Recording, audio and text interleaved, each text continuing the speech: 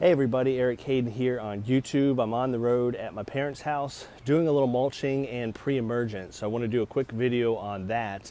They are a couple weeks behind where we are in Eastern North Carolina. They live up in the Baltimore, Washington area where I grew up. The Bradford pears are out, the daffodils are out. So it's certainly spring up here. In fact, it's been near 70 the last couple days. So they're ready for the pre-emergent and mulch. So today's video is just going to be a little quickie on what I'm doing in their garden. The reason why I want to do this, do you mulch your gardens? If not, you need to. Whether it's a flower, vegetable, or rose garden, mulch helps in a variety of ways. A lot of people put it down for weed prevention. It's not the best at that. I hate to tell you, it does help, but if you've done mulch before, you know it's not 100% for sure preventing weeds, but it does help. More importantly, mulch does some other things. It modifies temperature extremes, so you don't get really hot or really cold quickly in the soil. It kind of modifies those extremes. It certainly conserves moisture, and if you get a mulch like this hardwood mulch, as it breaks down, it adds humus to the soil. The worms love it, and all around it's really good. Where we live, a lot of folks use pine straw mulch. It does, you know, what a mulch needs to do in terms of modifying temperature extremes, you know, keeping moisture, retaining moisture in the garden beds. But I don't like that it doesn't break down into a nice humus. It just doesn't do that. It takes a while to break down. And a hardwood mulch is better in that regard. Compost, grass clippings, there are other things you can use, but something that's going to break down and give back to the soil is going to help you. Now, there's many different ways you can get mulch. My parents had the Boy Scouts locally. They had it delivered, and they've done that for many years. And this is a tremendous mulch. I wish I had access to this back home. What I mean by that, it's hardwood mulch. We have a lot of cypress where we live, and it's okay.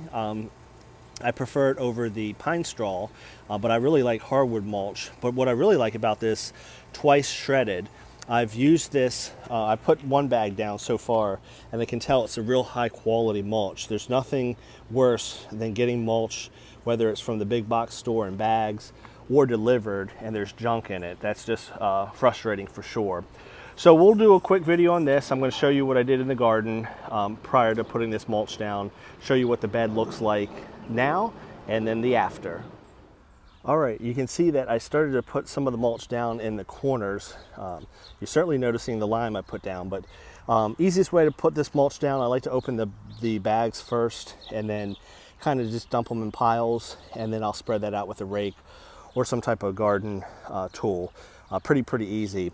Parents' garden looking pretty good for this time of year. This is Hot Princess here. There's a Randy Scott and a Moonstone and a Gemini. So they've got some of the latest exhibition roses, or not latest, some of the good ones. If you look really carefully, look at that yellow on the ground. That is a pre-emergent snapshot. So when you put a pre-emergent down, sometimes you'll get the question, should I do it above the mulch or below the mulch? And my answer always is, it depends if you have mulch down. I would not go ahead and pull mulch back. I just apply it straight on top when we have mulch down. But since we didn't have any mulch down, I put the pre-emergent down, I'll do the mulch, and then I will apply just a little bit more pre-emergent, because I know some weeds, seeds generate in the mulch itself. So put down the pre-emergent. We put down a 14-14-14. It's called Wood Ace. I always call it generic Osmocote, because a high percentage of the nitrogen, I think even the potassium, is slow release. So they've been fertilized. The garden has been pre-emerged. A weed preventer has put down. And this last thing is lime. The soil tests a little acidic here. You want a little bit of acidic soil for roses. 6.3, 6.5 is usually good. But it was a little below that, so we just put down a little bit of lime. My dad had it, so we used it. Although it doesn't look like a mulch has been put down, you can see the makings of last year's mulch. So all of that has broken down and gone into the soil, so that's real good stuff. You'll notice there are some weeds near the roses themselves. They had somebody weed the garden, so it looks real good. Right by the roses themselves, there's some weeds. We'll have to pull those up with time. And then anything away from the rose bushes, like this weed right here that's looking terrible, that's because I sprayed Roundup on it yesterday. So cleaning up their garden, putting down the pre-emergent to prevent future weeds, and mulching. That's our task for today. So this is the before. You'll notice that there's a fence around the garden. One of our more popular videos was this deer fence. Had a lot of deer pressure in this garden. Since we installed that fence, no longer. And this is in sport of folklore, European touch. This is actually the rose that I won 3rd place with in the Fall National up in 2015 in Syracuse. I put it back in their garden. I'll definitely be watching that through the years and keep it in the family because it's a good rose. So this is the before. Lime, fertilizer, pre-emergence down, just starting to put the mulch down, and then here is the after. All right, the mulch has been put down into piles. Almost ran short. They have a couple bags left over from last year. I may have to dip into that. This is 23 cubic foot bags. It's a 500 square garden, roughly, because I just calculated that yesterday for the purposes of putting down the pre-emergent. It's real important if you do stuff, mulch, not a big deal, but fertilization, pre-emergent, stuff that says certain rates, it's important to calculate that. At least get in the ballpark. Is it exactly 500 square feet? No. Is it 478? According to my calculation, yes. But anyway, this is what the garden looks like pre-spreading the mulch. Love that dark look to the mulch.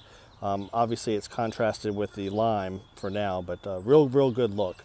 We'll show you what it looks like now when it's completely done. All right, does that not look good or what? Any garden, flower, vegetable, rose, looks really good with a fresh coating of mulch. And again, we do this to preserve moisture, regulate temperature so you don't get super hot or cold, the soil extremes. Those 2 factors are important. And the last one, a hardwood mulch like this will break down and it will provide humus back to the soil. The worms love it. You're adding to the soil each year and it looks good. So I'm gonna wrap things up here. I'm gonna put a teensy bit of pre-emergent down now. If you watched earlier in the video, since we didn't have mulch in place, I did about 3/4 of the rate for 500 square feet.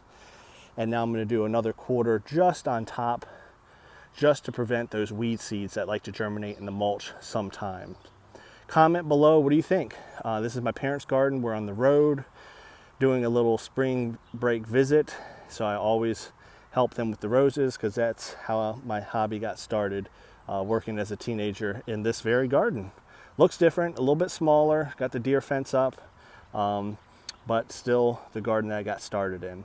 Have a great day, and your biggest compliment can be your comments below and sharing with your other Rosarians so they know about the channel. Take care, everyone.